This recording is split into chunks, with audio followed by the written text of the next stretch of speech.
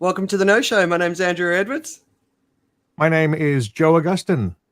And my name's Tim Wade. Welcome to the show, which is it's designed to put you in the know. It's designed to get you up to speed with news that matters, and we don't have any political agenda. So it's really news from friends. And what we've done, and Andrea in particular, she has curated news articles, news that matters from all across various media to try and give a balanced approach to really important news and highlights and topics. And we've got a special guest today, but Andrea will introduce him. And then we'll start off with some quick bites of what's been happening in the news as well. Andrea. Yeah, so I'm really happy that my friend Russel D. Russell has agreed to join us. I've been trying to get him on for a while. He's one of my mates that is equally passionate about the news, but he was always booked up. So here he is. Welcome, Hello. Russell. So Russell is the founder of Canine Point Academy. He's a senior dog trainer. He's all about dogs, and he's been amazing for all of us in our community. But yeah, welcome, Russ. Give us a bit of a background on who you are and what you do and what you care about. Oh wow, how long have you got? Squirrel. Squirrel. That's me. I'm off.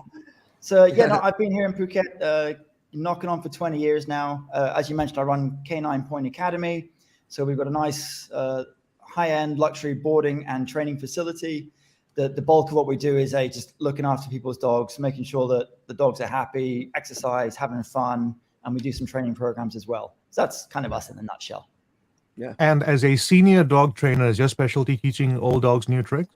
Pretty much, yeah. You can teach an old dog new tricks. I much prefer working with puppies. Shh, don't tell anyone. But yeah, and we get with what we do. We've got the whole range. So it's always good fun. Yeah. Our dog Freddie's had some lessons to curb his exuberance. I don't know if we've been that successful. He is cool. I can't take the spirit out of him. I just can't. Nah. But anyway. And why would you want to, right? Yeah, exactly. All right. So should we kick off into we're going to do some quick takes first, although I think the first one might not be a quick take. Nah. Of course, Yeah, I know, right? This is going to be one of those season finales that may last a little longer than the planned 1 hour we have. yes. So stick with us. But obviously the Titanic news this week consumed the world's media attention, absolutely consumed. Live streaming, news coverage, every media, whatever they're called that you can imagine. And this has been a really interesting one. I mean, it looks like, first of all, obviously, always sorry to hear about the deaths of anyone in any situation. And it looks like that this was basically a case of they probably died pretty early on. The other side of the news that, of course, is getting a lot of attention here is the unfairness of the media coverage and the attention and the resources that were put into finding 5 people, 1 billionaire and 3 millionaires, apparently, versus the 750 people who drowned, or 58 people survived. The 78 people survived the boat that went down in off Greece. And that obviously doesn't get the resources. It doesn't get the attention. So there's a lot of really different kind of commentary out there. Poor people versus rich people commentary. And people are quite pissed off about it. What's your take, guys? Who wants to jump in first? My immediate take would be it's difficult to compare the two. You're absolutely right in the main scheme of things. And the better argument would be if that boat that capsized in Greece had Mexican refugees and it went down in American waters, would the same effort and money being poured into finding and helping them? Probably not. Let's be honest about it. But that would be the only way to compare it. Yeah. It's difficult to compare this one because we're talking about different governments and different places. So in that respect, who's to really know? But I think, I'm happy to be proved wrong in the main. Yeah, if it's a billionaire that goes missing with his new fun toy, everyone raises the flag. I mean, everyone gets involved to find them. When a bunch of refugees capsize, it's, oh, shucks. That just seems to be the way it is. I'm not saying it's right. It's just the way it is. Yeah. I think it's an impossible thing for people to have any kind of balance or what have you. I mean, if anyone's life is at stake, would you say, oh, well, you've had your fun. Let's not worry about you at all. But it's a balance. People are looking for something to say. I mean, I just noticed myself while I was thinking about, as you posed the question, I began to formulate an idea so that I could say something about this. I actually had not much of a view before you asked. So this is Okay. the way it works. We get asked the question, or someone posts something up, and we want to put a reaction to it, and we go like, oh, let's see. Oh, I have an idea. And I want to put something out there, and I put something out there, and I get a few likes, and then someone else sees, oh, this seems to be a popular thing. They get onto it, and then we start talking about something. I mean, I'm thinking about so many different ideas about what you could do with writing a screenplay or something like this about this. The whole the echoes of history repeating itself. The luxury yacht, the luxury sort of experience that leads to this kind of a thing. It's just one of those things. We need to talk about things, and we will find something to talk about it. And we can either be on the complaining side of it, or we can be on the compassionate side of it. But it's just the dynamic of it. There's always going to be a difference between energies and opinions, and that creates that interaction, really. Yeah, Tim. I mean, I kind of agree with Russell. We're not really comparing apples with apples. I mean, primarily, we should be trying to save everybody we can save who's in jeopardy. Possibly and looking at the billionaires one, there's a good chance that they'll get the money back from saving them if they could save them somehow, if you know what I mean. Yeah. But it's a different. It's two different stories. It sounds like we're getting all self-righteous by saying, well, we should go and save the other ones, and we should. I mean, we should save both of them. It shouldn't be either or. We should try and save both. But who's funding it is two different governments, like Russell said. So, and the other side is the media attention, because they're the ones that are they're not connected necessarily to a party or a government, and we'll have endless 24-hour cycle on trying to find this billionaire submarine, whereas it's just a news flash. Oh, a refugee boat just capsized and a few people died. Anyway, on with the sport. That just tends to be how it's covered. So whereas it's difficult to kind of compare where the money and it should come from in terms of who should be invested into helping everyone across the board. We can all understand that, but it's always going to be different. The media themselves, though, they could be the ones to answer a question: why are you, as an entity, giving more coverage to one than the other? Because we as the public would follow that. Yeah. No, I agree. I think the media obligation is one of the big things being called out. All right, so moving on. So about 2 weeks ago, we heard the story that a lady knocked on her coffin at her own funeral. So this was a lady in Ecuador, and she died in the last week. And so allegedly. She's now had her second funeral. I was going to say that, but I thought I wouldn't. Apparently she had a condition called catalepsy, which I'd never heard of, where a person experiences seizure, loss of consciousness, and the body becomes rigid. Anyway, so she has now gone. So her son finally gets to mourn his mother.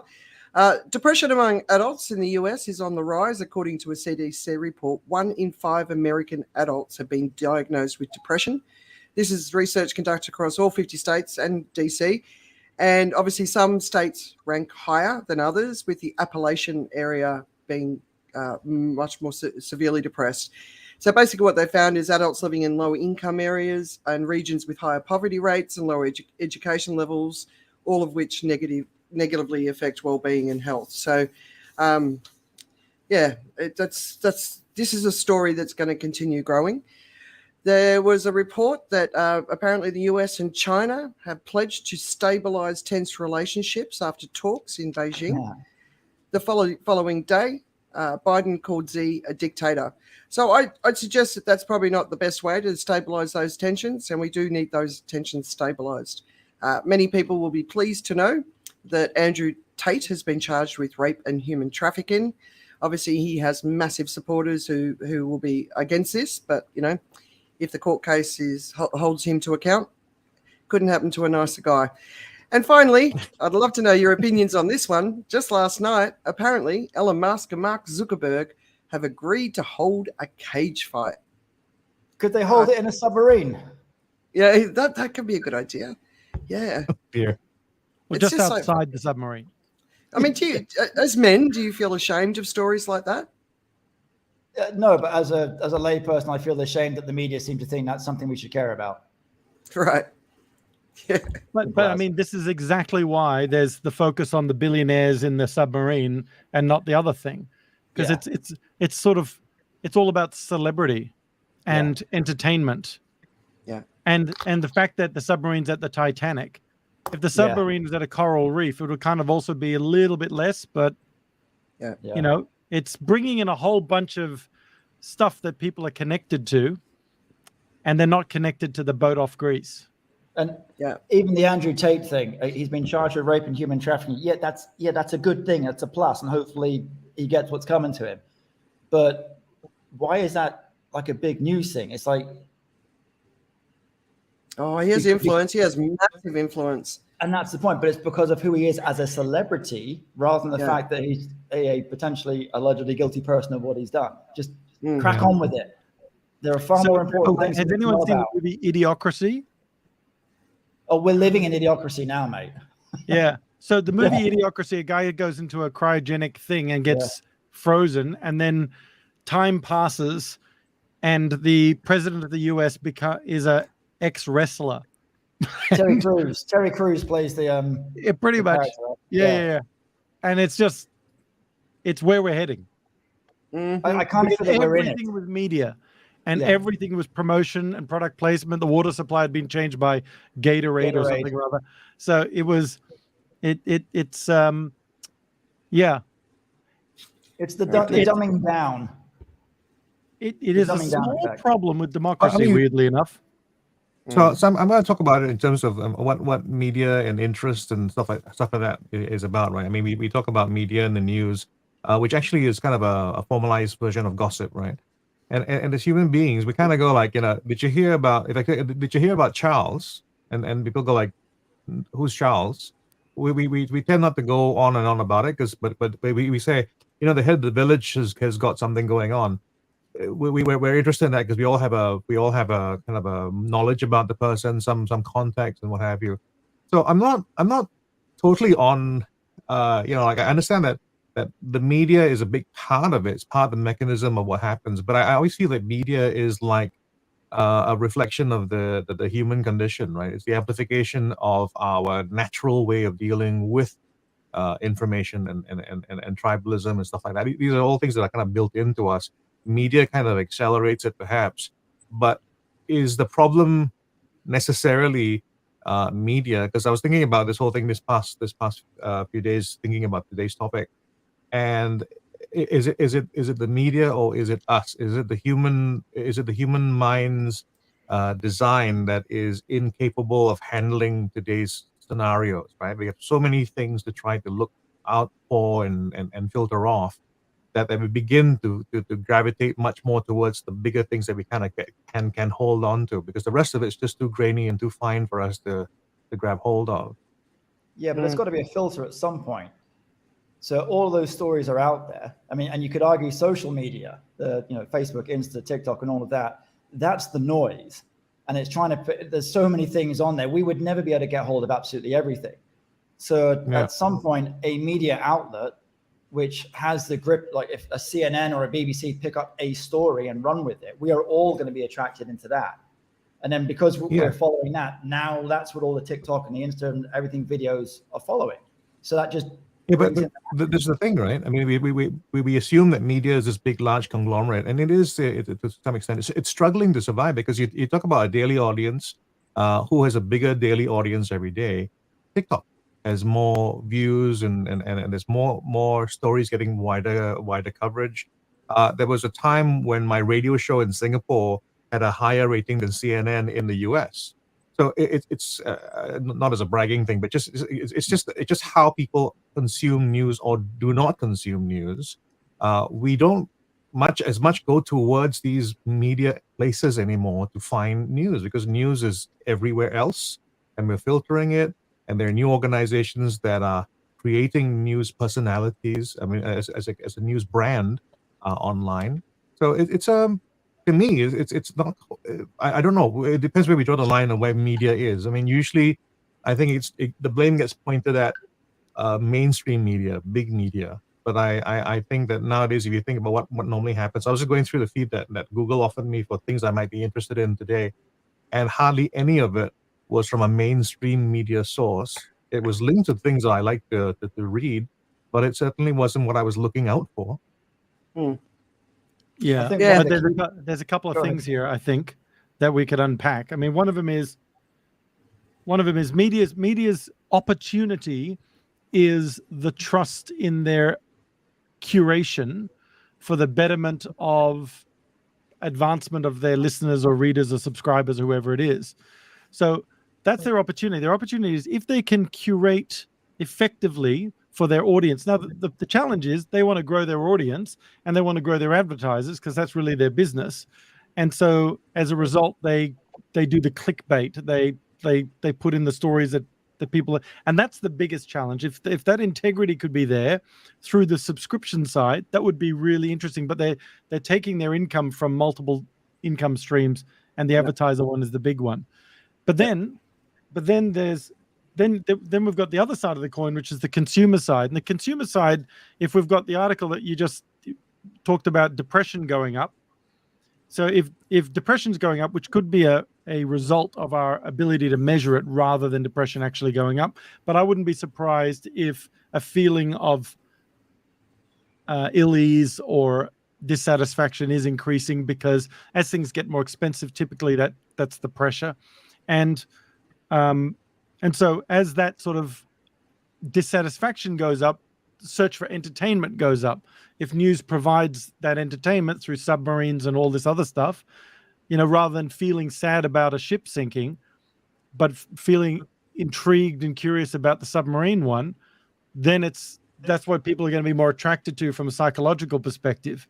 And then that's getting them the viewers, which then gets them the advertisers, which, it's this whole big cycle of dollars and eyeballs. And it's like, what is our mind share here?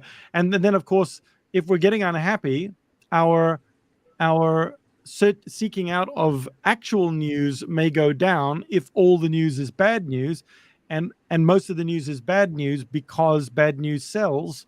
And so now we've got this whole vicious cycle. So what we need is curation and balance in curation, and identifying who is our audience and saying this is what we stand for. Yeah, I want to save this one for the end, if we can, when we start to talk to the theme. But I think there's a business model problem with publishing, which has been around since social media came out. But also there used to be a sort of a line in the middle for the media, where you could be left or right of it. But now so you could be a little bit different, but now it's out here, and I think those two things have been fundamental. So let's get on to some of the main stories, and then we're going to finish off where we're going to talk more about it, because I think it's such an important conversation talking about the media. But let's talk about how hot it's getting, right? So we've had lots of crazy news about this for months on end.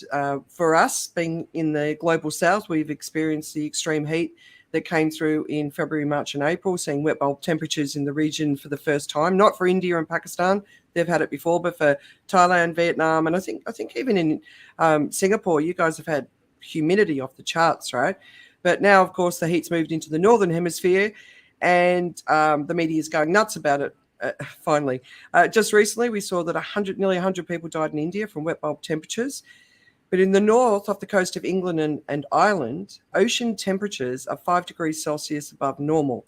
So they're expecting this to be having a catastrophic impact on marine life. But also no one really knows what the impact is going to be on land, what sort of crazy weather extremes are going to come out of it. The UK is also experiencing flood warnings. And if you're Australian or England, you would have noticed that, because the rain was impacting the play at the Ashes. And as an Australian, I'd just like to highlight the fact that Australia won and England lost. And I'm married to an Englishman. Not over yet. Yeah, I know. But it did feel well, it good. could be rained out from now on. Yeah. Well, exactly. We don't know what's going to come, right? Yeah. We got one under a belt. That's important. Yeah. China last year, we saw the 70-day heat wave in 2022, which really decimated the south of the country, and it's experiencing heat and extreme rainfalls in different parts of the country now. Mexico is baking under this heat dome with, record. They think they're going to pass 50. Children are dying of this extreme heat. So in India, it's the deaths are elderly and people with pre-existing conditions. In Mexico, children are dying. Birds have also been falling out of the sky, and they initially thought it was bird flu, but it turns out it's heat. Texas is in the Ring of Fire, which is one of the things they're calling it. because it's being impacted because it's at the edge of this heat dome that's impacting Mexico. And this is feeding intense, severe weather. People are already dying. A postal guy just died in the last 24 hours from the heat. And, we saw a violent tornado in the west of Texas yesterday, and we're expecting more tornadoes, more hurricanes in different areas as well. There's a really fascinating article, which I'll put in the weekend reads. It's called Cooking Them to Death, the Lethal Toll of Hot Prisons. So prisons in America don't have air conditioning. The people have been dying for the past decade, but they're expecting this to obviously get worse. So Canada's still on fire. It looks like it's just basically out of control, and there's nothing really that they can do about it. But Kazakhstan had fires that started on the 8th of June. 60 million hectares are burning. The Arctic is melting. Greenland is melting. And there's more talk on Antarctica, which is melting at a rapid rate. The jet stream is going crazy. And when the jet stream goes crazy, it impacts all sorts of things. Climate scientists are using the words insane, astonishing, at a loss for words. We've never seen these temperatures throughout the entire paleo record of Earth. So no one actually knows what is to come. So all I want to say to everyone is, even if you're not paying attention to the news, look at the last El Nino, because it hasn't even hit yet. Whatever happened then, similar things will happen, but they'll be more extreme. So get yourself prepared. If you're in one of these really hot parts of the world, get solar or get wind, get something so you can be independent of the grid, but get yourself ready and get yourself prepared. I think the next year is going to see the world change fundamentally with what we're seeing coming through. So it's been a big time. I wrote a wet bulb temperature piece a few months ago on how to get prepared. And some people questioned whether or not I was too early. I think we've now proved that I wasn't too early. This is the territory that we've moved into. Actually, Singapore government is sending stuff out to residents about how to prepare for hot temperatures as well. But based on everything you said, as you were saying it, I was like, it's weight after weight after weight after weight of challenge. And the first thing that came to my head is what we all need is Elon Musk and Mark Zuckerberg in a cage fight. Yeah. Because outside of a submarine. Yeah. But yeah, so that's a challenge. We've got this distraction, but we've got the reality that we need to face. And if we can be prepared for it, that's just going to make.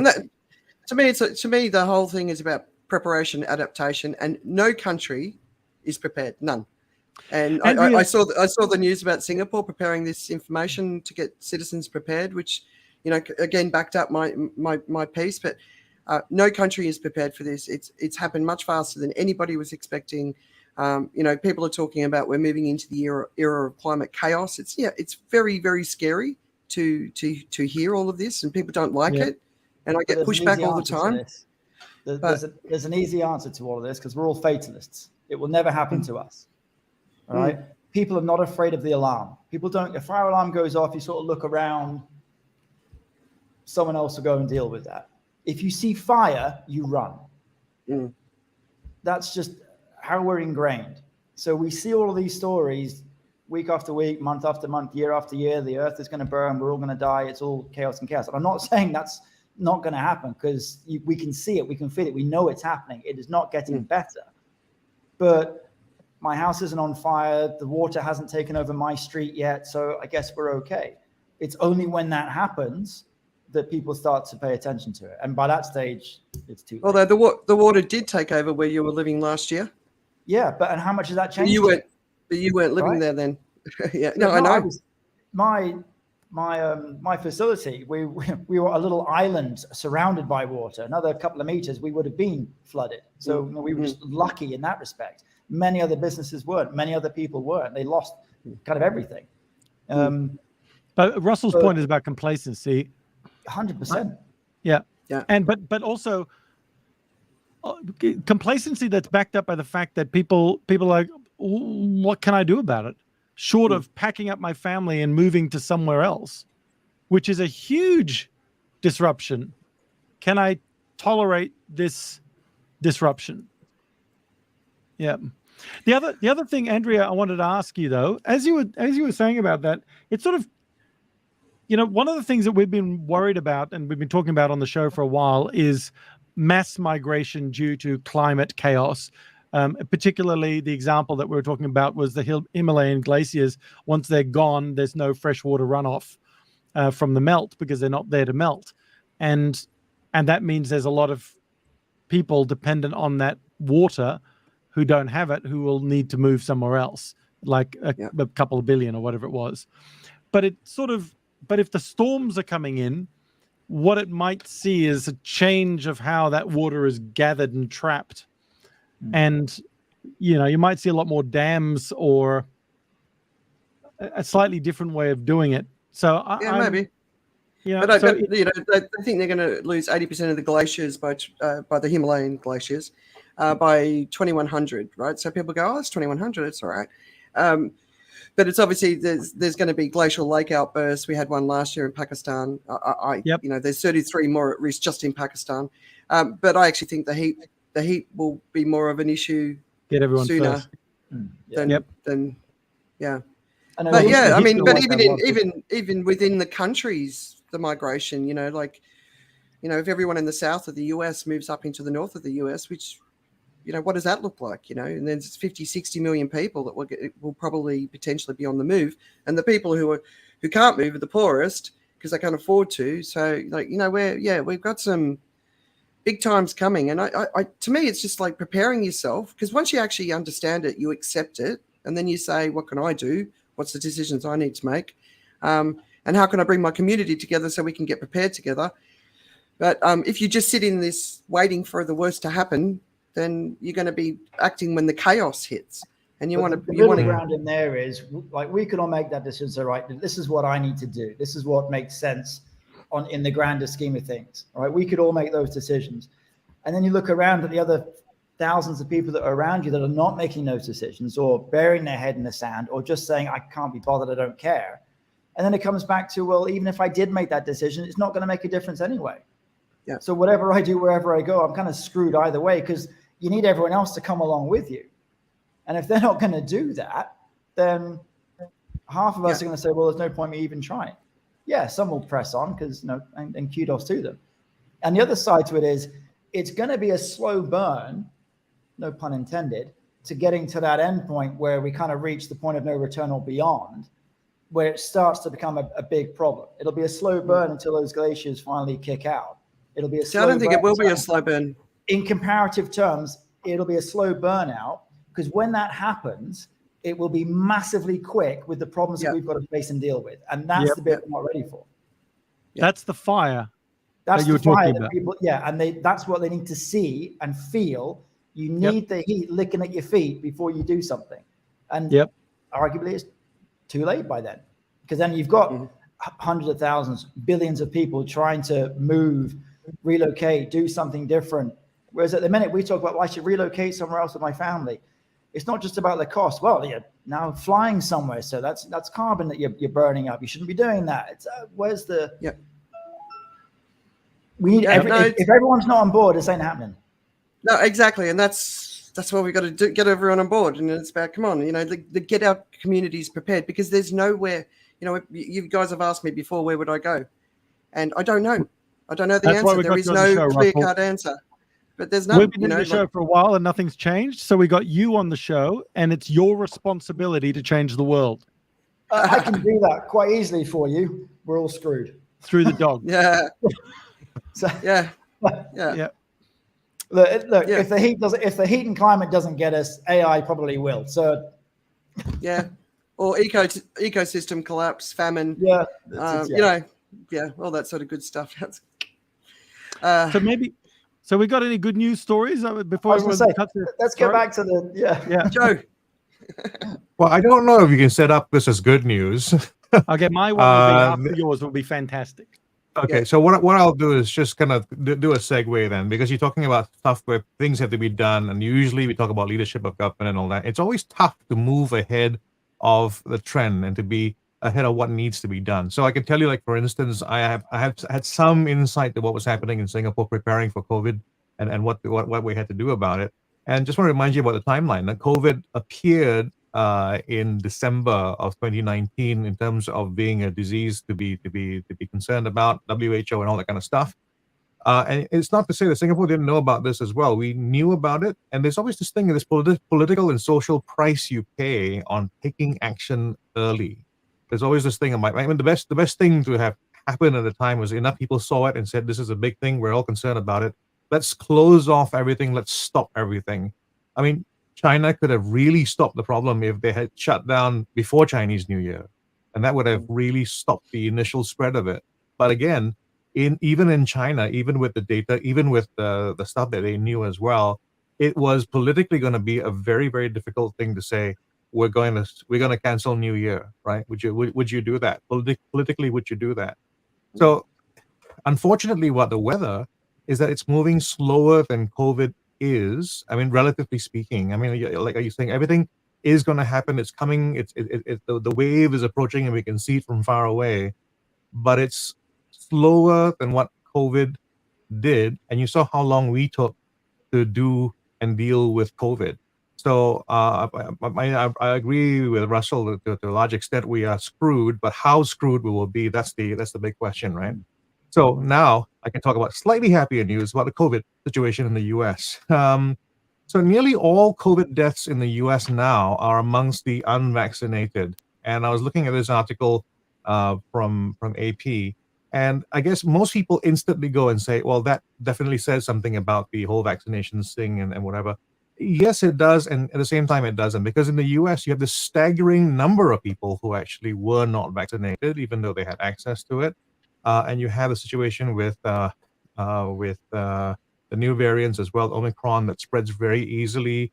You have a very diminished care, in terms of how they go about their daily lives and all that. So the spread's going to go very fast, and it obviously is going to find those people who are most vulnerable. So in that sense, it's kind of a truism. You're going to have that happening, but it does kind of, prove mathematically, at least, that it makes a difference to be vaccinated.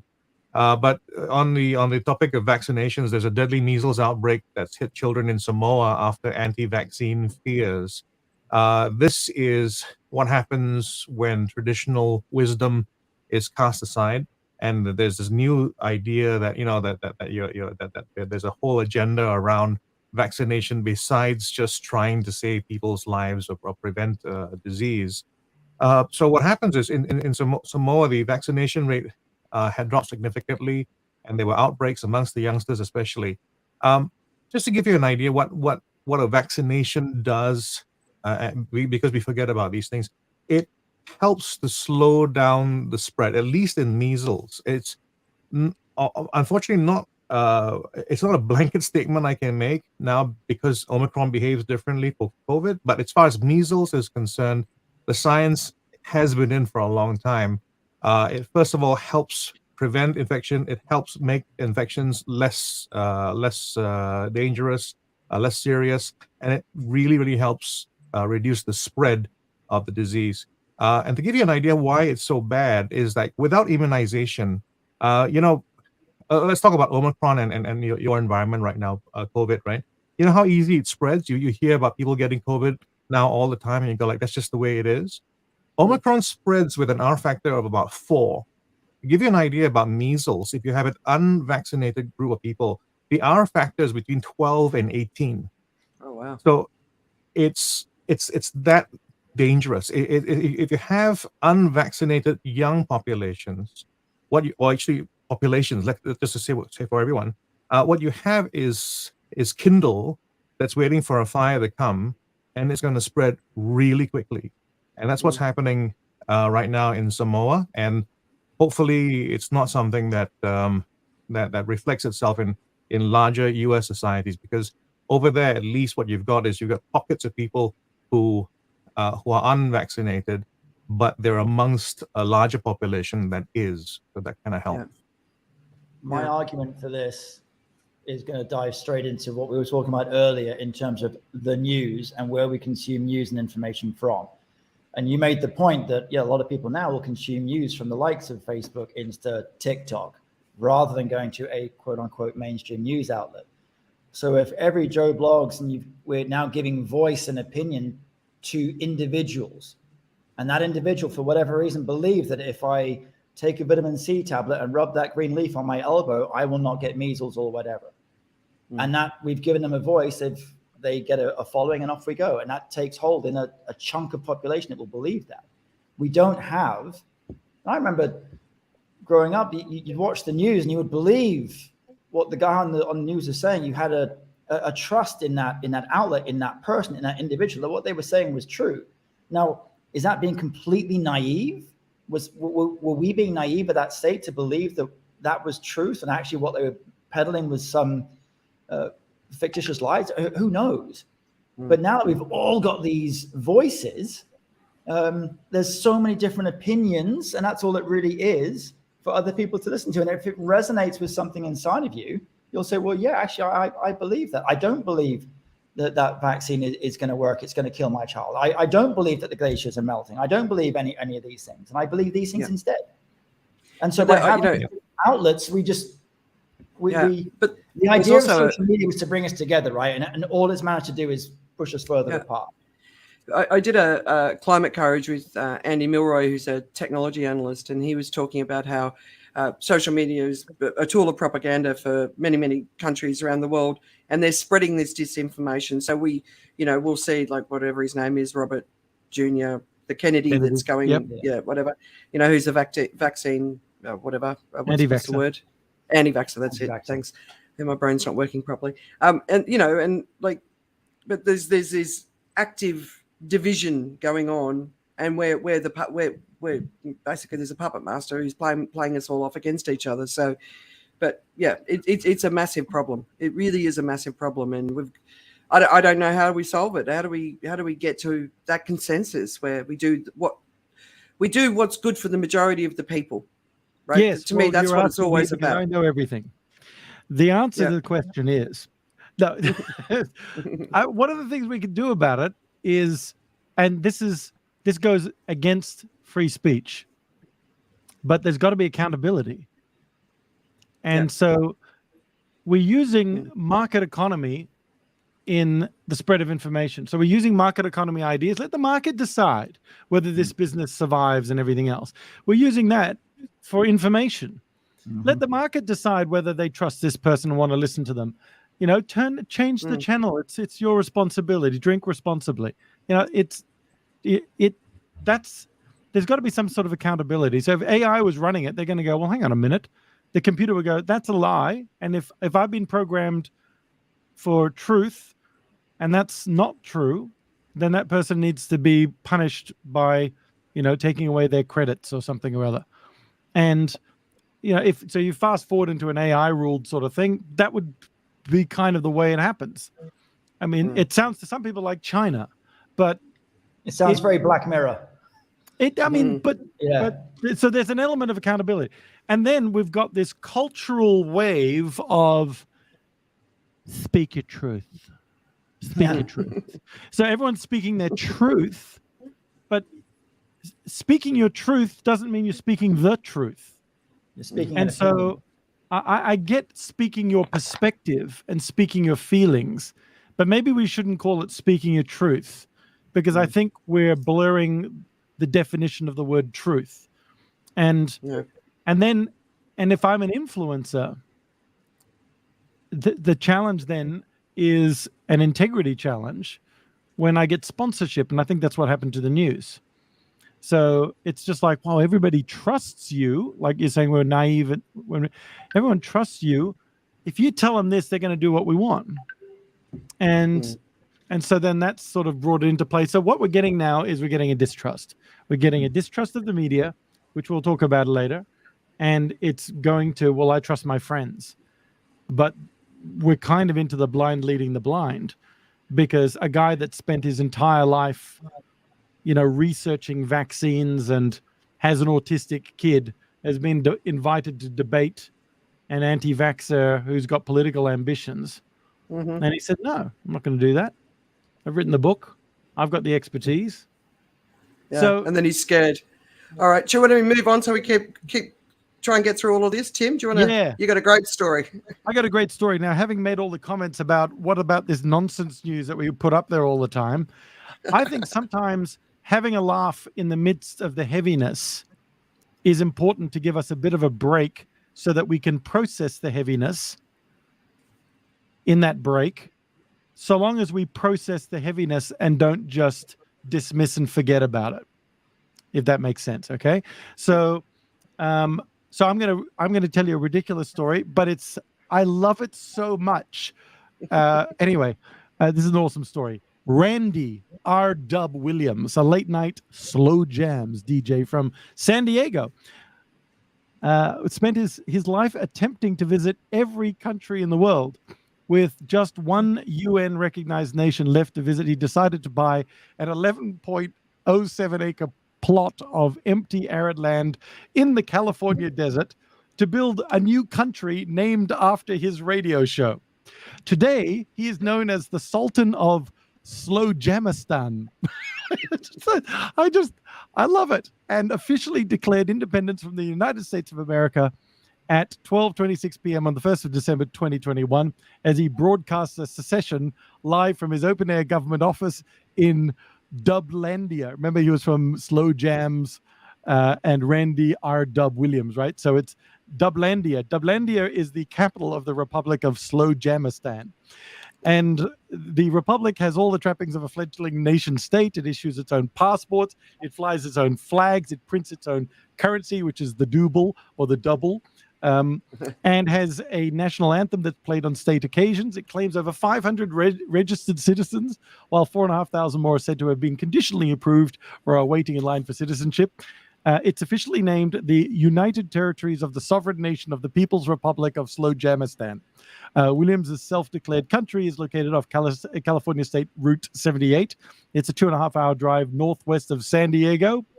And the small plot of land isn't much more than a desert, but Williams has erected an enormous "Welcome to Slowjamistan" sign by the highway, and he's built a border control office. He flies the colorful Slowjamistan flag above his ministerial office, which is currently open to the elements. And this is what he says. He goes, "We're a dictatorship most of the time," as he explains on his republic's. He explains his republic system of government.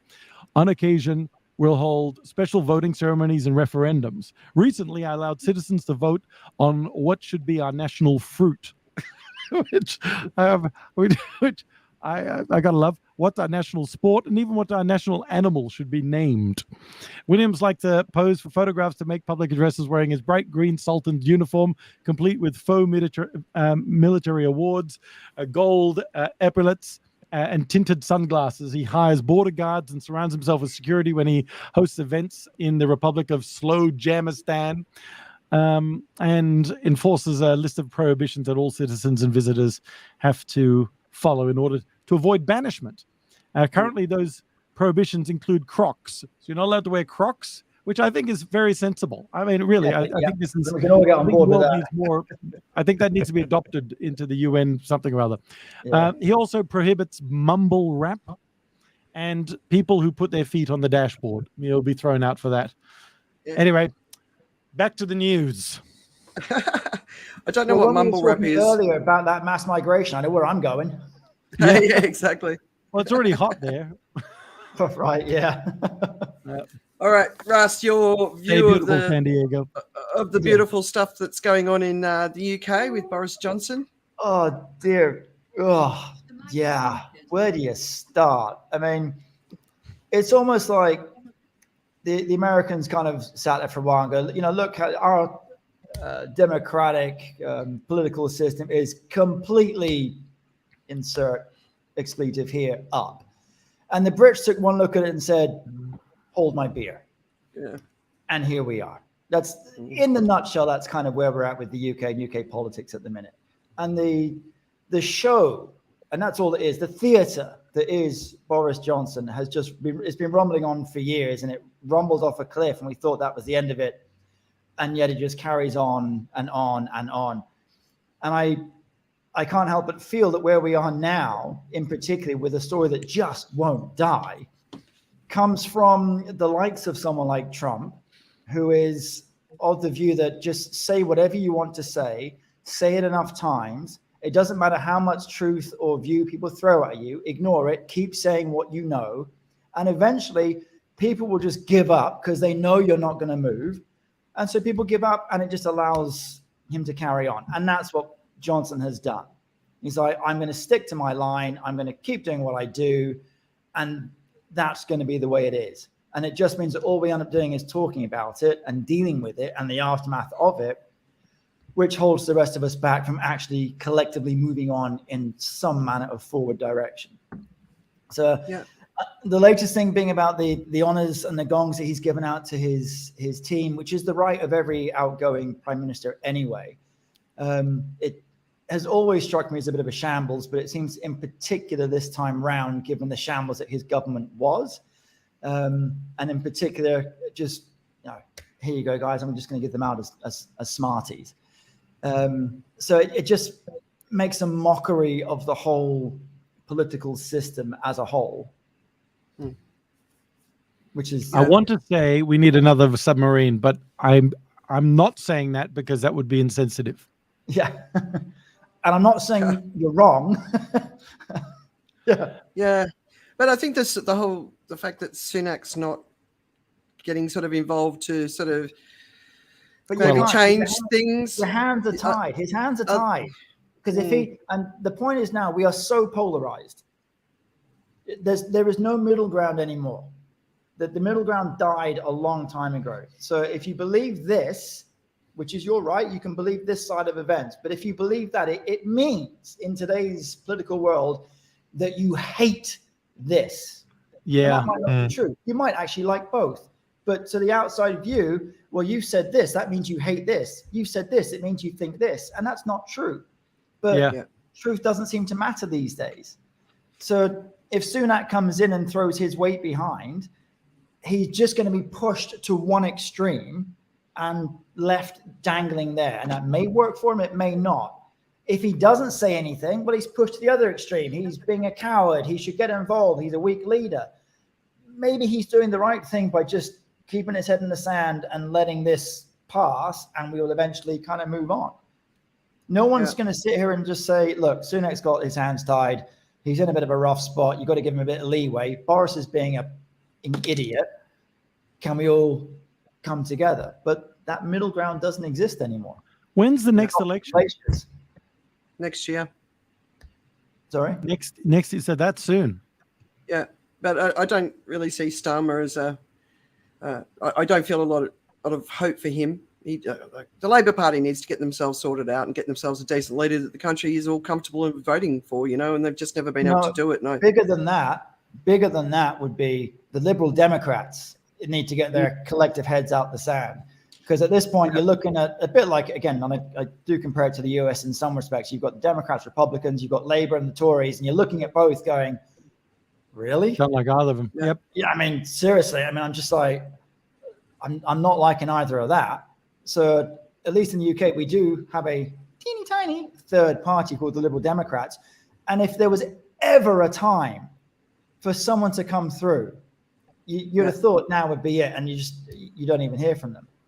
And like, if you go back a few years, I think, what was it, 2016, we had the collective, what's the collective population of the UK and America, voting population? 300 million? Yeah, about that. Ballparkish number off the top of my head. Right. Yeah. We had Trump, Clinton, Johnson, and Corbyn. And you're telling me out of 300 million people, those are the best 4 people. Look at us now with Biden, and let's probably guess it's going to be DeSantis, and again, Sunak and Starmer. Those are the best 4 people that we have? Really? Yeah. No, they're the most. I think isn't the political system actually something that doesn't bring out the best people, but it brings out the people most willing to do whatever it takes to get there, right? I mean, that really is more what it represents. Yeah, and who'd want to be in it, especially if you're a female, right? I appreciate the sentiment of that comment, I really do, but I'm less inclined to believe it year on year. Yeah. I know. I'm not saying that they're qualified to do it. I mean, it just signals to me the intention to do it, to do whatever it takes. So to win an election is not to win government. I mean, it's not to govern, right? The whole thing about if you can win an election doesn't mean you can run a government.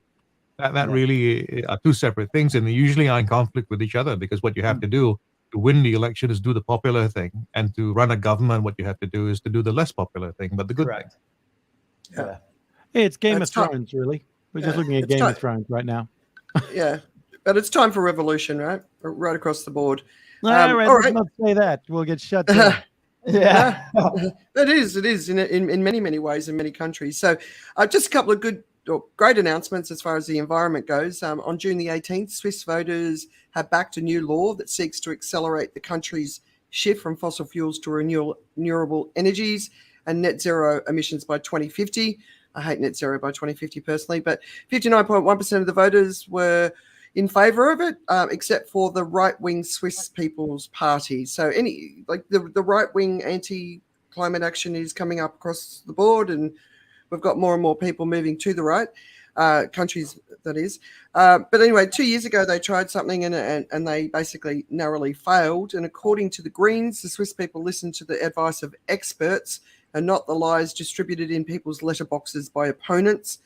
And I suppose for Switzerland, with glaciers melting at an unprecedented rate in the Swiss Alps, the evidence is before their eyes, and that vote sort of backs that up. We also saw the UN has adopted an historic treaty to protect ecosystems in international waters. And the good thing about this is it's a law. It's not you can do it if you want to do it, which is what most of them are.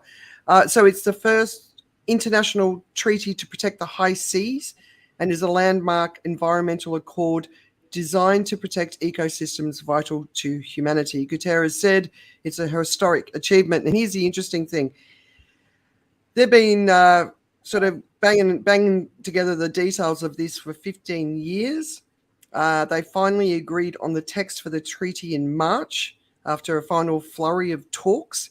And the text has been frozen since March while it's been pored over by UN's lawyers and translators to make sure it matches the body's 6 official languages. Anyway, basically scientists have increasingly come to realise the importance of the oceans, which produce most of the oxygen we breathe, limit climate change by absorbing carbon dioxide, and host rich areas of biodiversity, often at the microscopic level. It may be a little bit too late, but I thought it was a good thing. A good couple of announcements. We're moving. The actions and the movement is starting to happen. So don't lose faith, Joe. Well, we spoke about this earlier, the hashtag debate me bro thing that's going on right now, where we're trying to.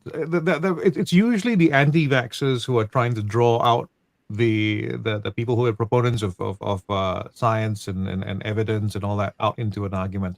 And there's a very simple reason for it. Seriously, it's very easy to win a debate if all you're going to say is no, it's not. Prove it. Go ahead. I don't believe you. Where's the proof? Well, I've got one exception here. What about that? It's you can't prove it if you don't accept the grounds for proving it. So if I don't accept I don't accept the idea of numbers, statistics, because that doesn't prove it, because compared to what I see, this is what reality is. So Yeah, welcome to my theological world. The problem is, what happens is, when you're in any kind of debate with someone who has an alternative view, if you were to take like clips from that, extract those little moments, what happens is you will hear you can assemble what looks like proof of whatever the case is. So you can take the same, just a very good example really was the footage of January 6th. The whole thing that happened at in the US, right? And what Fox did when they edited a version of it wasn't Fox. I mean Carlson Tucker, but when they edited their own version of things, that's what happens in a debate when you have a debate of any kind. If you give that to somebody else, someone can always extract and create the story that they want out of it. So if you're someone who is on the side of just logic, and you've done all the work, you've done all the research, and all the science is there, it's just what it is. You're actually saying these are the facts, and someone says, "But I want to debate you because I want to debate the facts." That actually is a nonsensical remark to someone who is on the logical side of things. There is a mountain. Let's debate if the mountain exists. It's a pointless thing to do that. I mean, if you want to do something that's entertaining, by all means. But if it's about rationality and science and progress, it's just not a good thing. So Cage fight. that's really the kind of thing that's happening. I mean, I've seen, for instance, that there's a video that went around of Elon Musk being interviewed by someone from the BBC about Twitter, and it was about things about the level of rhetoric and the level of hate language used and all that kind of stuff. And what he countered with was, prove it. Well, tell me what happened. What did you see? Whatever it is, and all that. And it was more a sign of an unprepared interviewer than it was of someone who had managed to argue a rational point. Had you had someone with data, with the right kind of thinking on the spot, and it was comfortable with speaking to Elon Musk and fighting back, it would have turned out to be very different. But what it came out as in the end was, Elon Musk had rebuffed this BBC reporter, and in different versions of it, he would have proven that these are just lies by media about one particular aspect of social media, for instance. So that's basically it, and I think it's a wise choice not to debate someone like that. We had something similar here in Singapore as well, really. I think when Richard Branson wanted to come over and he wanted to express his opinion from afar about the way the law was implemented in Singapore. And I think Singapore made a wise choice. Well, I mean, Singapore invited him into the lion's den, so to speak, and said, "Come here, have a face-to-face debate." And I think he made a wise choice not to come in and engage in that one-on-one debate, because debating does not equal what is true. I mean, famously, if you watched the Kennedy versus Nixon debates, you would have said Kennedy won. If you listened to it, Nixon won. Interesting take, yeah. Interesting, yeah. And of course, this is about the debate me bro thing. Is Joe Rogan again is in the headlines because of it. He interviewed the Kennedy, the anti-vaxxer, but then Musk got involved in a conversation on Twitter, also challenging the scientists to have the debate. And so Joe Rogan is getting there's a lot of people being very condescending towards him on Twitter since then. So I think, that he's fully moved into the anti-vaxxer space. So, yeah, it's kind of interesting. Side with this, in terms of the whole debate me concept, it's all about let's pick extremes. So I have this extreme view. I need to find someone with the other extreme view, and we'll have this debate because that's what generates interest. It would be a better debate to have people that are somewhat more along the center ground that can actually understand some of the ideas of the other side, that can listen to some of the views and go, actually, yeah, you've got a really good point about that. How can we bridge this gap? How can we widen the net and bring people closer?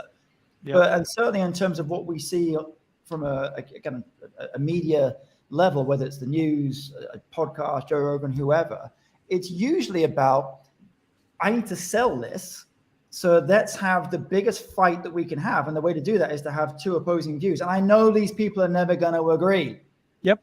Right? You know what the answer is. There's no point watching because you know what the answer is going to be. We had a great debate and nothing happened because no one agreed with anything. He hates him and vice versa.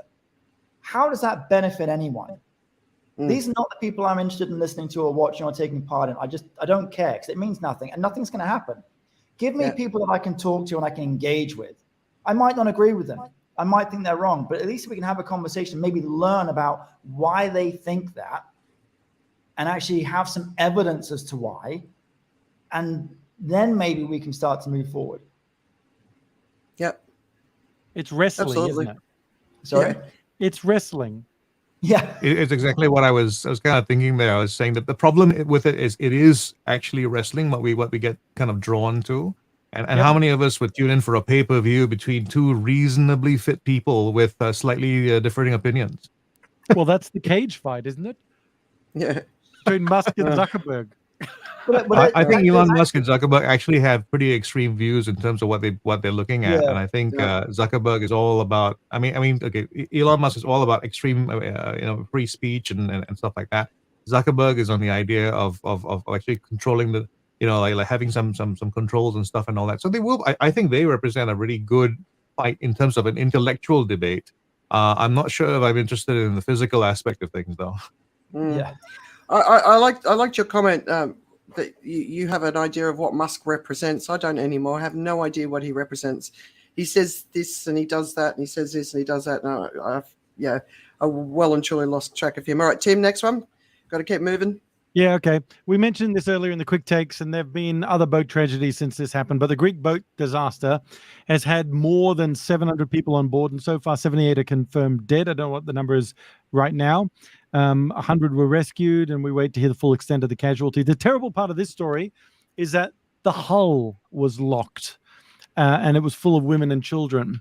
They locked the hull to keep the men separate from the women and children so the traffickers can control the passengers. But the UN has called for an investigation into Greece's handling of the disaster amid claims that more action should have been taken earlier to initiate a full-scale rescue attempt. Greek officials maintain those on board said they didn't want help and were not in danger until just before their boat sank, which, weirdly enough, is kind of what the world is doing right now as well. But anyway, during an extended time period with plenty of evidence casting doubt on the official story, Greek officials insisted it was not in trouble and was instead safely on its way to Italy, and so the Coast Guard didn't attempt a rescue.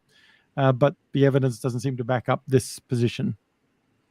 But another story this week, U.S. President Joe Biden's son, Hunter Biden, is expected to plead guilty to 2 misdemeanor tax crimes and admit to illegally possessing a gun while he was a drug user after a 5-year investigation. The U.S. attorney in Delaware has filed papers indicating a plea agreement has been reached, and the terms of the agreement are likely to keep him out of jail.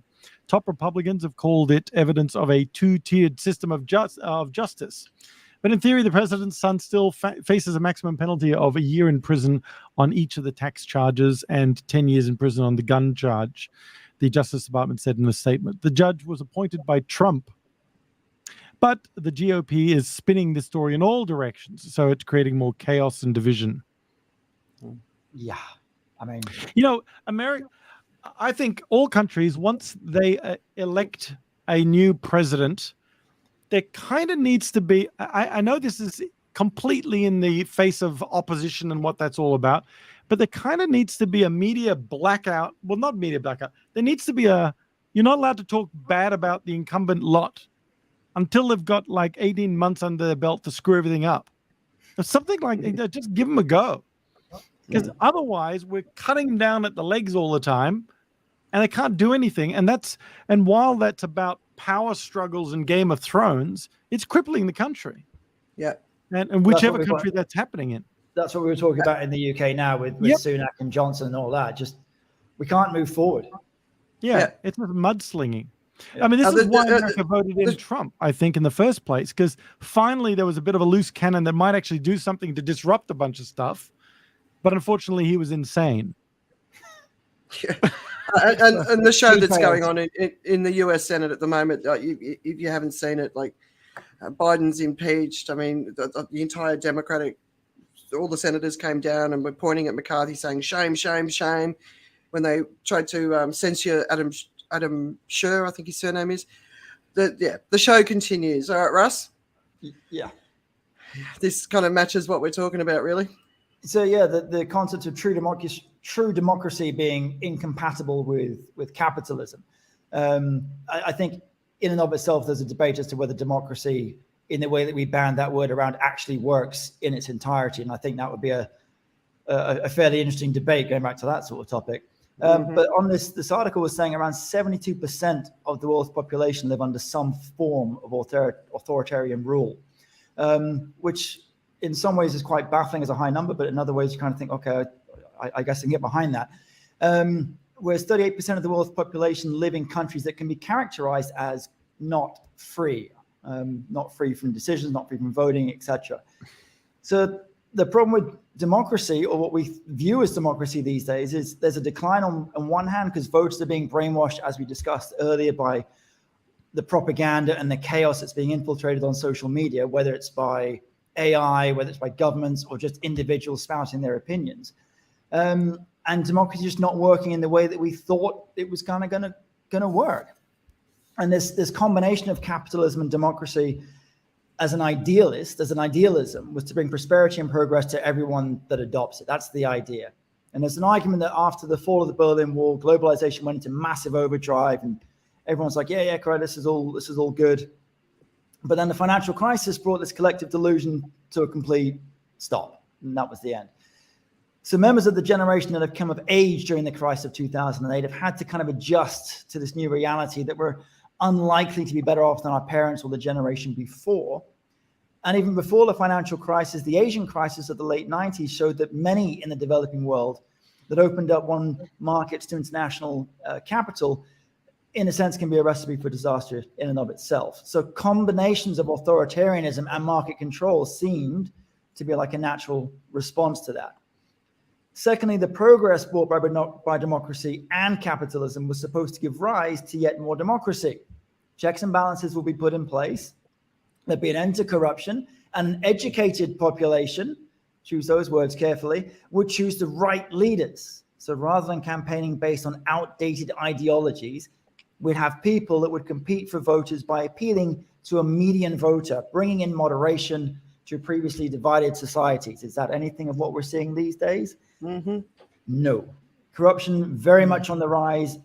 Feverish ideology is back on the agenda, and it's picking the wrong people to put in the wrong places all the time. And the creation of societies that are so stratified and so completely diverse, the ruling class can barely comprehend the concerns of ordinary people, because what is an ordinary people in this eclectic bunch of us and our opinions and our ideas? So there's no single one direction in terms of which way we want to go. And what does democracy in today's society really, really actually mean? And what does that look like? The shock therapy of the 90s was not coupled with any measures to alleviate any of the social and economic tensions that came with it. You could apply that same argument to the climate change discussion that we've been having, because there's going to be some very serious social and economic tensions that come with all of that. The people whose lives and ideals were threatened by the emergence of this brave new world are going to push back against any encroachment of a market society, often supporting authoritarian strongmen that do so. And that is being reflected not just in the news, but in governments and societies that we're seeing on an almost sort of a day-to-day basis. The kind of nostalgia is no healthier than that evidenced by Trump fans' longing for a return, I should say, to a world spread before the idea of gender ideology, itself a big hot topic. There is a reason, after all, while Keynesian consensus kind of broke down. As soon as economic growth started to slow, there was a latent battle between workers and bosses that had been bubbling way below the surface, and that now explodes into the political mainstream. Without profits extracted from the rest of the world to keep that little conflict under wraps, there's only one choice for the ruling class, and that's to take all-out war on its workers. You've got to have some control, you've got to have checks in place, and ultimately I need to make sure I, as a ruler, as an authoritarian, I'm in place and I'm taken care of. So despite the fact that it's blindingly obvious that capitalist democracies require some measures, at least, to reduce inequality while tackling climate breakdown, the aggressive capitalist vision for the future stands no chance of being implemented. So out of this, there's only one conclusion left to draw, potentially, and that capitalism and democracy were never really all that compatible to begin with. My argument with that one left conclusion is, again, I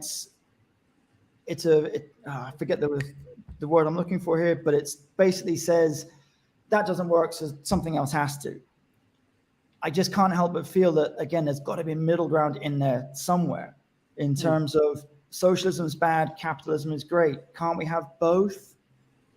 I don't care how much money you've got. If you're sick, you need a doctor. I don't have any money. I still need a doctor. We still need a doctor. It doesn't matter about whether we're capitalists or socialists. We still need healthcare. Yeah, there's a number of governments in the world that have got those balances sort of. Sure. Yeah, and they've got a lot higher taxes as a result, but they've got a lot more free services. Yeah. The northern Scandinavian countries. Mm-hmm. But a lot of those are trying those. But their wealth is based on oil, right? So that's kind of an interesting one. That you see in the Scandinavian countries, incredible wealth, but it's all from fossil fuels, which they're still exporting to the rest of the world, and they have their own green economies. But we're at the point where we so you mentioned the word socialism, and there's so many people you can't even say that word in front of. The reaction is so violent. It's like for me, it's giving people access to healthcare. Yeah. But again, we're back to that. It's all about extremes. That's the world we live in today. You say socialism, it means, wow, you're way over to that side. No, I just think people should have access to free healthcare. Yeah, but I think there's been an active effort to make the word unpalatable. You know, in the media, in the capitalist system, you know, the whole free markets, the Reaganism, all that sort of era, right? There's been the lack of unions. I remember being programmed against unions in the 90s, in the early 90s, because I was working in the aerospace industry, and the unions were very powerful back then. But we were all programmed to be anti-union.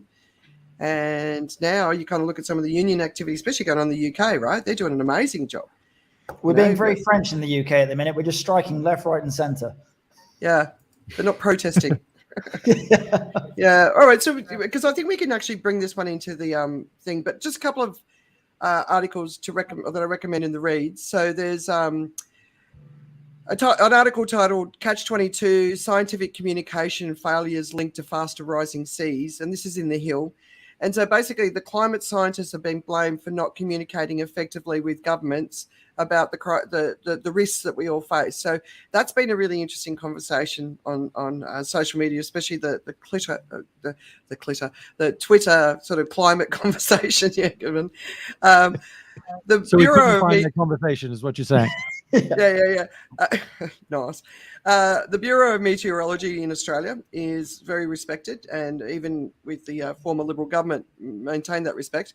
They've released a prediction for the El Nino, which is unbelievable. And if you want to really see what's coming, have a look at that. And there's another campaign, which is the hashtag Show Your Stripes. And basically you download stripes from this website. I think it's a NASA website. And there's variations of the stripes. And it's basically about creating conversation around climate. So I recommend checking those out. But yeah, so we've kind of been leading to this, a sharp decline in appetite for news, which is trouble ahead. And basically this report from Reuters Institute saying that basically the number of people taking interest in the news has dropped by around a quarter in the last 6 years. 48% of people around the world are very interested or extremely interested in the news, which is down from 63% in 2017, which is a massive drop, right? More than a third of people, 36% worldwide, say they sometimes or actively often avoid the news. People don't want to really pay attention to stories about things like the Ukraine war or the cost of living crisis because they find it too depressing.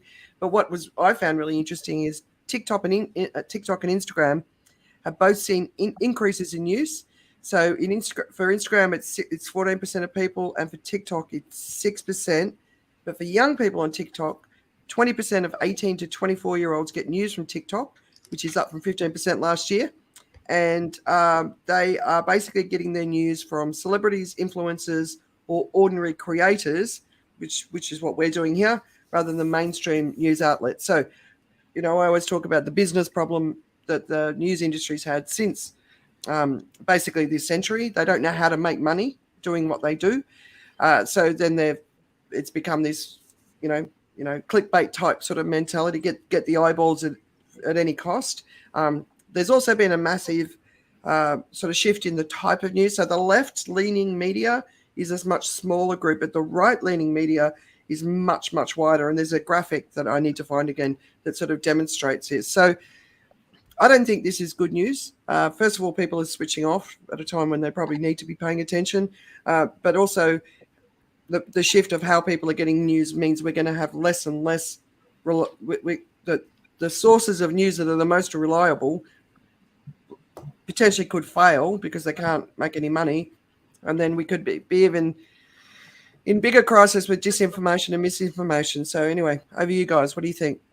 I think there's two things I want to pick up on. You've mentioned the word news there an awful lot of times, and I get where you're going with it.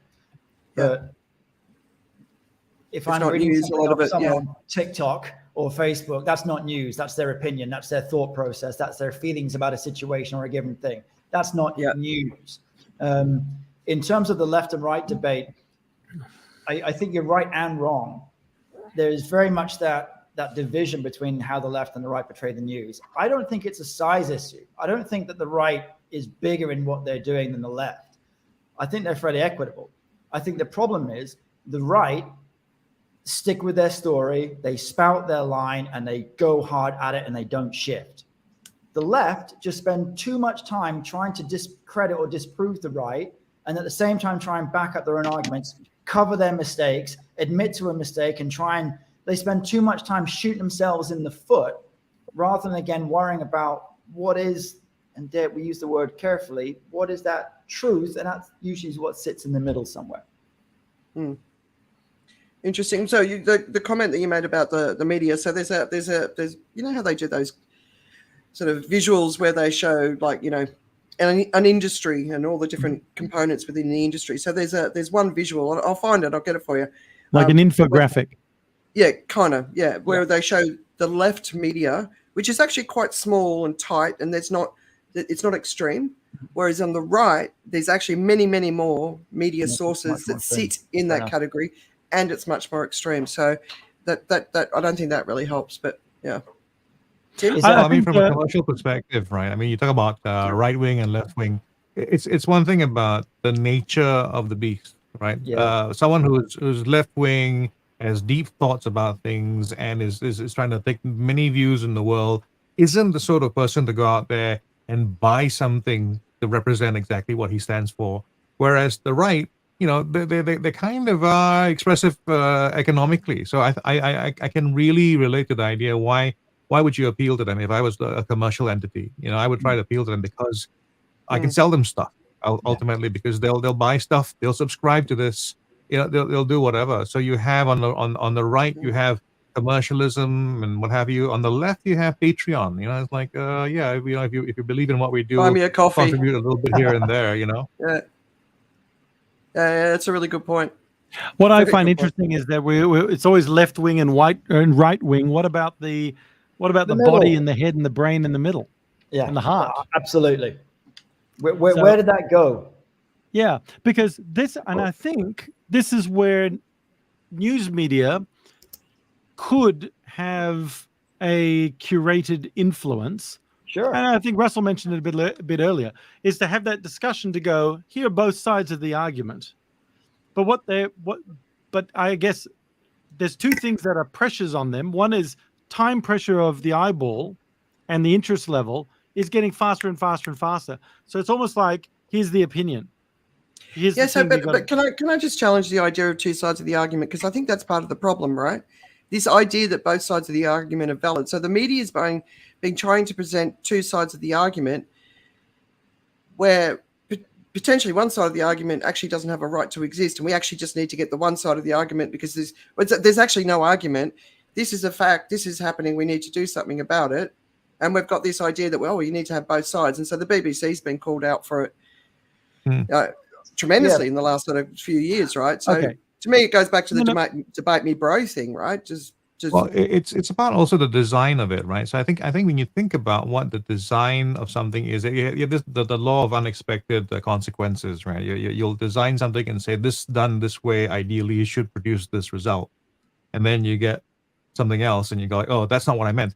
So, you know, like that, but the BBC, I was just going to talk about the BBC as well. I mean, they were hampered by the idea of having to have a balanced view on everything. So that even when there was news about something that was obviously something, they had to have an opponent. They just had to find somebody else who had the opposite view as well, just so you would have that balance. You know, that is a problem in design. So I was thinking about democracy, thinking about capitalism and all the different things. I think they were designed in certain ways. There were certain cars think of it as a car, right? You had a car design. It's supposed to have this, that, and the other. And what happened after we had this complete car that kind of worked, people began to say, I like cars, but I don't like brakes so much. I like cars, but I don't like airbags so much. I like cars, but I don't like the steering wheel to be on this side so much. I like cars, but I want the wheels to be bigger. And I like cars, but I want to have two of them. And what happened is instead of the car and how it's designed to work, now we have this changed beast that still has the brand name car on it, but it's not doing what it's supposed to do in the beginning. So we don't. And we don't even. I mean, the worst thing about this, we don't have a third party kind of looking down on all this and saying we need to maintain cars. we need to see what is in good working order. We need to make sure that the brakes are there. We need to, it's this oversight on the things that I guess we want to be completely free about. So democracy is, in a sense, designed to fail because in its truest form, it's completely free. I guess in its truest form, maybe you skip on to anarchy, but if democracy has been designed well, and I think if you go back in history, it worked kind of well because in the times that it came out of, I think in Greek times and what have you, it was good for its time. And I think what happened was the terrain changed, the rate of change changed, the rate of communication changed, and so maybe this device is not so, or this vehicle is not so compatible anymore. I think, I mean, a lot of people's argument on democracy would be it's the best of a bad selection. It's the best of a bad bunch. And there's no perfect one. It's all this sort of dance and balance that changes. And that's what the two opposing parties, and there should be more than two opposing parties all the time. Why it got down to a binary decision, if nations, there's a lot of countries with multiple parties, that are still going down the same path. So, I know for us, it's two. Well, in some places it's one really, but there's many countries where they got 15, 20 parties and they have to form alliances. So it's not. Cycle back quickly. Black and white. Sorry, Joe, your point about with the BBC, and I agree with you. It's like all of a sudden we've got this opinion, so we've got to have someone. We've got to be impartial, right? We've got to show both sides. And to some level, I can kind of get my head around why they want to do that. But it's in terms of and this goes to the wider point about where we as consumers going to consume our media and our actual news from. I would argue someone like the BBC would say, well, okay, take a COVID vaccine. No, that's not a vaccine. That's a little microchip that's being implanted under your skin. I don't want any of that. There was plenty of people that seem to believe that little nugget. Yep. I'm not saying we need to have the person that's got the strongest voice of that opinion matching up against the scientist that created the vaccine. That's what we're looking at, and that's what doesn't work. But if they had no, we don't need that at all. 3 scientists on there that had some various views about how the vaccine was going to work and what we're dealing with, there's still some debate about that. It wasn't a completely, this is the actual thing. So that would have been more interesting, but at least it carries us all along the same line that, look, we all agree the vaccine is the right way to do it. We're just not sure how we're going to get to that bit yet. But we go in the right direction rather than splitting opinion in a million different ways. I mean, So what? I mean, really, this is government in a way is parenting. You don't go to your kids and go, do you want the ice cream or do you want the vegetables? At that point, we just go, eat your vegetables, and I might give you some ice cream because I want some myself. But it's actually. Sorry, Tim, to jump in on you. Actually, I apologize for that. I agree entirely with what you just said. I wonder if that's the way of the modern world, though. Well, so I think it is in Asia, and I think we saw that in Asia in the way the region handled the COVID crisis. There was a directive, and people followed it. Yeah, little groups of people said weren't happy about it, but generally, I think it's funny. I was looking at the Adamant's Trust Barometer, and the major Asian countries, including China and India, they trust their governments, they trust their experts, they trust the scientists. And they collectively do the right thing by the community. That's the sort of culture. So I don't know, maybe are they fearful of going against them? Well, no, I think there's cases of fear, obviously, but there's also examples of trust. And I think there's lessons that we should be looking to the East for that could potentially help democracy survive. Because I think you need a succession. I think we need a successor to Maslow's hierarchy of needs. It'll be the Augustine's hierarchy of self-destruction, right? It's just something about the way I think when cultures develop and you move on from things and what you begin to think about and concern yourself about, it leads to things that I think create the big problems. What I think is Western culture is moving faster towards the idea of me than Asian culture, and that really is expressing itself in the media, in the economy, in politics, and all that. It is because it's moving much faster towards me, and then I think Asia is slower in that respect, and we still have. And part of it is manipulation by those in charge, people who have the obligation of any government is to stay in power. If it believes that it believes in what it's doing, the government's obligation to itself is to stay in power. So if a democracy is built on on making a lot of money and creating jobs and what have you and all of that, and they believe that that is the best option, which might include guns, it's their obligation to continue in that way. And it's one of those things. It's a I think the description is, it's not the best, but is it better than than what else is the alternative? And it's very hard for someone to just say, here's what I got right now. Things are a little bit uncomfortable, but I can change everything and try something new. It's a tall ask, and it's also very difficult to do that in the midst of someone criticizing you about it, because what you're going to do is hunker down on your opinion. You're like, it's just not working for you. Let's try something new for you. You're just going to react and say, no, I don't need that.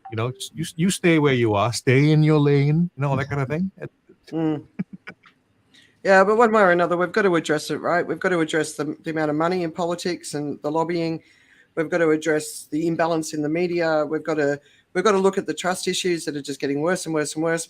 Because if we don't do that, we're going to head towards what we don't want, which is the authoritarian. And we're seeing that movement. I mean, even France is looking going towards the right. Italy's gone, Sweden's gone already. And it's a growing thing, and we know what happens when that happens, right? So we've got to really step back and say, if we value this, right, it might not be the worst system, right? But it could potentially, by not addressing it, we're going to be moving into the worst system. So I don't know. Fine, maybe we need to grow up and be adults and start looking at these and start fixing them, because we're not addressing this stuff. I think you kind of nailed it. Sorry to interrupt you, but just the least reassuring thing I can give you right now is that there's a lot of research that goes into parenting and how your kids turn out, and a lot of it says that we can try to do what we want, but we don't have as much of an influence as we like on the outcome.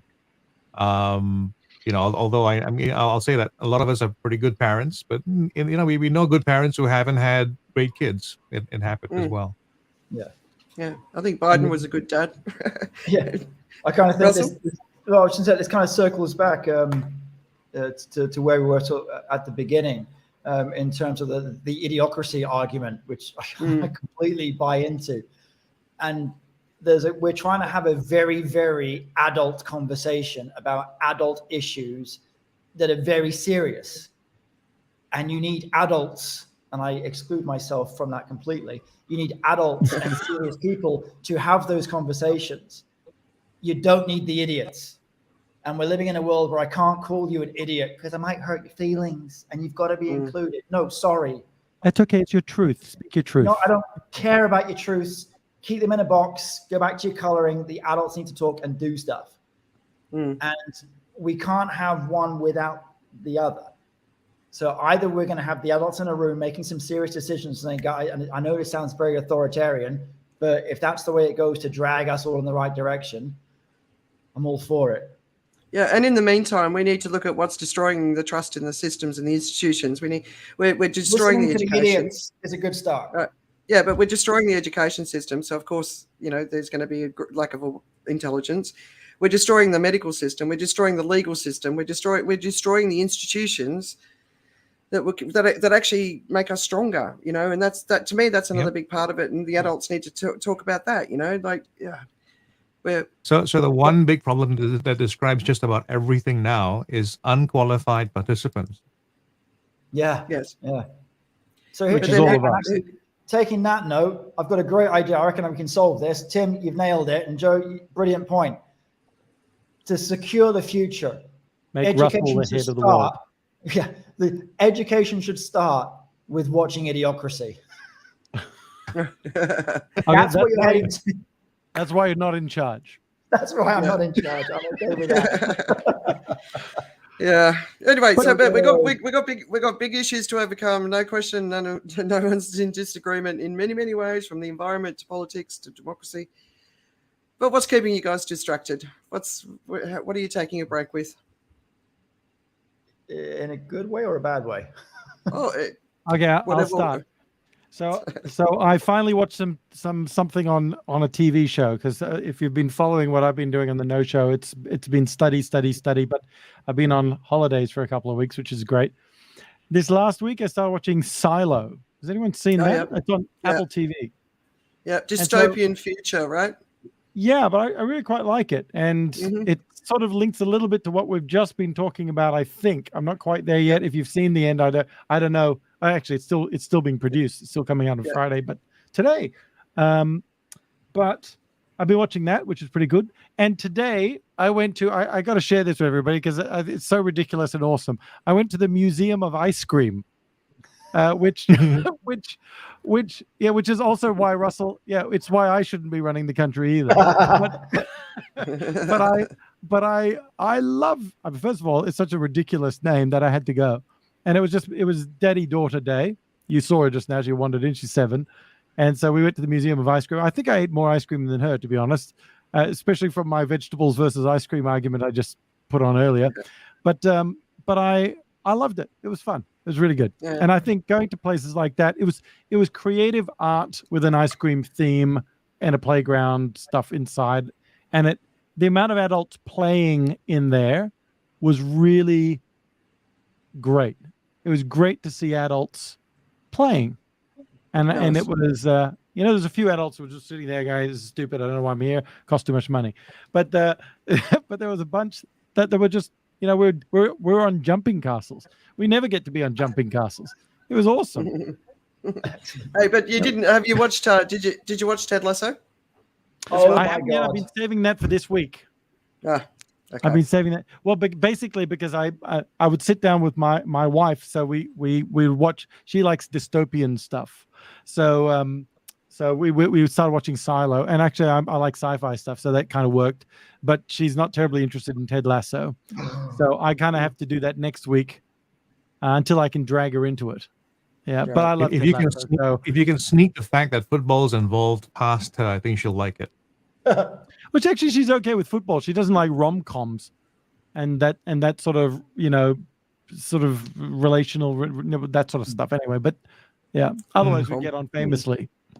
All right, Joe, what's keeping you distracted? You've usually got something good. Well, I usually do, but what I've been doing is I've been listening to years and years and years of Just a Minute. It's an old game show on the BBC. It's it's just gone on forever. It's in series, I think 99 or 100 right now. And the challenge is to speak without any hesitation, repetition, or deviation. And it's just really one of those great. Yeah, it's really hard to keep on going, especially when someone is trying to challenge you and look out for your mistakes along the way. So that's been a lot of fun. That's been the audio soundtrack for myself. And what happened was it came out of this. It came out with this injury of my eye, and I had to have this surgery, and I therefore had to change the things I was doing. It changed my perspective on things, and I'm not going to invite you to do the same thing that I did because it's really it's quite stressful. But part of the recovery was that I had to keep looking down all the time so that the air bubble that they've introduced into my eye was sitting at the top or the back of my eye. So head down, air bubble to keep the retina nicely cushioned and pushed against the back of the eyeball. So that meant that I had to keep my head down. You weren't driving at this point, right? Only twice a day. But so that's why Joe isn't running the country. So what was interesting about that is I found myself, because of my new perspective, which was always to look down on the ground, I became very aware of new things and just the way things worked and the way things were set out in the house. I began to appreciate the home a little bit more as well. I realized that I had a really nicely laid out home but I had too much stuff on the walls and too much stuff on the cupboard, so it seemed like it crowded me out. Because looking down, everything looked really good.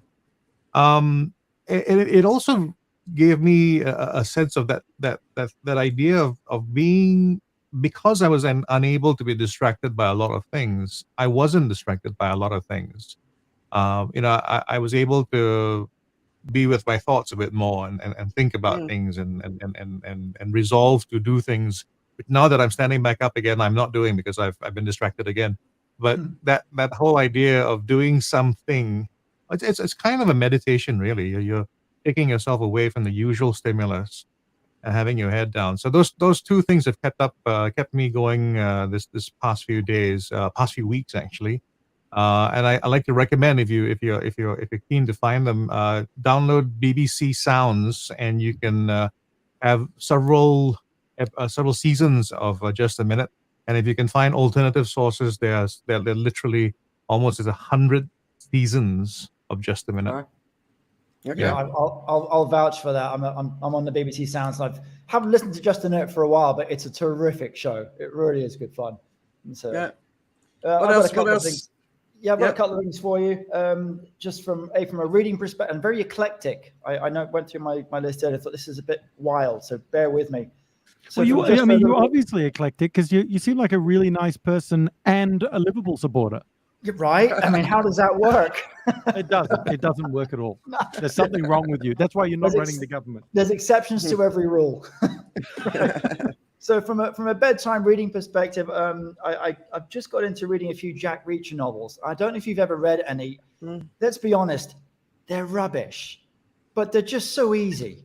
There's just good, fun, just easy, bang, crash, wallop, and you're out. Perfect bedtime reading. I love it. On a slightly kind of eclectic mix, Joe, you just mentioned about meditation. Actually been getting into a lot of meditation recently. There's the Waking Up app by Sam Harris. If you don't know it, I suggest looking up to it. It's some really, really cool stuff in there, if that is your want. And on the third thing, the viewing front, I have got to throw in the way, and I won't mention any spoilers, Tim, but Ted Lasso is without doubt nor question the single greatest show on TV of all time. It is just amazing. It's just I do love it. Phenomenal. I do. What love a it. show. Yeah, it really is. I just smile the whole time. In the end. Oops, sorry. I'm saving it. I will binge it this week for sure. Yeah. Yeah, no, it's beautiful. Oh, So I've been watching a fair few comedies at the moment, because the news. I don't know. Yeah, I just need comedy. We watched Meet the Fockers again last night, so we've got to watch the other one. So we watched the first one, Meet the Fockers. Milking the Cat. Yeah, but I've been watching a I don't know what it's called, a drama, I suppose. Steve watched one and he's not interested. It's AJ and the Queen, which is RuPaul as the drag queen, and I think it's a really great little show. It's not brilliantly acted, but I think it's an important story to be telling the world at this moment, about the life of a drag queen, as well as the child that's been abandoned by the mother, who's a drug addict and other things. So I think it's an important way of telling the story, but apparently it's been cancelled and there's no second season, because people have been there's an outrage against it, because the 10-year-old AJ is they're saying it's child exploitation. So there you go, one of those extremes again. But yeah, I watch it if you want to be open-minded about understanding drag culture, but otherwise I wouldn't. Yeah, don't watch it otherwise. Yeah. Anything else? If I could just drop in one little idea, you just stimulated a thought which I wanted to talk about, was actually how difficult it is today to be an artist. You want to say something about anything. True. It's just going to upset somebody. It's just wrong. It's not on them. It's just crazy stuff. And I was thinking about what we really need, especially when the world's going apart, is more artists. We need people who are able to give us some kind of perspective on this. Artists are the people who not only, of course, create the sense sometimes of immense despair that causes great action, but they're also the ones that bring hope. I think if there's any time that needed George Carlin, it's now. Someone like him who could come and be on stage and talk about the nonsense of it all. And there are a few people I think who fill that space, but it is very hard to be them. You know, no names come to mind currently, but you know, the people who speak in a way that helps us cross the divide, because it's stuff that's across on the other side that you make funny and accessible, and you go like, oh, okay, we're kind of humans too, you know? Yeah. I think if there was one word to pick out of that, mate, you nailed it. Perspective. That's what we're I thought it was missing. George Carlin. That too. Yeah, he should be running the country. Well, no, I think based on this show so far, we've eliminated Russell, Tim, and Joe. So the winner of Survivor is Andrea. And you should be running the country. Yeah, great. I'd love to. All right. So we're going to have a break from the show. Sometime in August, we haven't agreed on the date of a return. But Russell, thank you so much for finally coming and joining us. I hope you enjoyed being here. It's been a pleasure. It's been good fun. We need to have Russell back. I'd like to vote for Russell. Cool. Hey. Okay. Yeah. I'll play that. It's good to have people paying attention, right? But yeah, no, thanks guys. Like we really enjoy the show. For me, it's just, you know, I'm spending so much time with the news every day, as you see in my weekend reads. It's just really nice to just be able to talk about it with people that are actually also interested in it, you know, but also to talk around it rather than that having one position or another position. So yeah, thanks everyone. No, thank you guys. It's been a pleasure. You guys want to say anything? Well, I want to thank the audience who's been popping in to see what this is all about and giving us a bit of time. And I want to say that what you're doing as the audience, first of all, you're doing yourself a great service to find out a little bit more about something. There's no way that this hour, which always turns into an hour and a half or more, you know, is solving all the world's problems. But hopefully what it is it's giving you some sort of ammo so that when you're having those discussions or when someone says something that is, you know, just uninformed, whatever it is, we're not saying that you become that irritating person who corrects, fact checks everybody, but at least you have a perspective from which to speak about. And we need more of that in the world. We need people who are willing to learn about a lot of different things so that they can speak about a lot of different things, and hopefully in a way that is convincing, and then you can take these values out there and literally change the world. Yeah. No. So if I was to summarize that, one of you out there listening is going to be the president of the world. Yeah. And you heard it first at the No Show. Yeah. News from friends is what I said at the top of the show, which was some of the criticism that we talked about with regards to news from social media. But I hope that, you know, if you've sat through the show, you've realized that we're trying to present the news and discuss it. And I really enjoyed today's show. I've really enjoyed spending time with you all. You did so. You guys too. All right. Ending the broadcast. See you.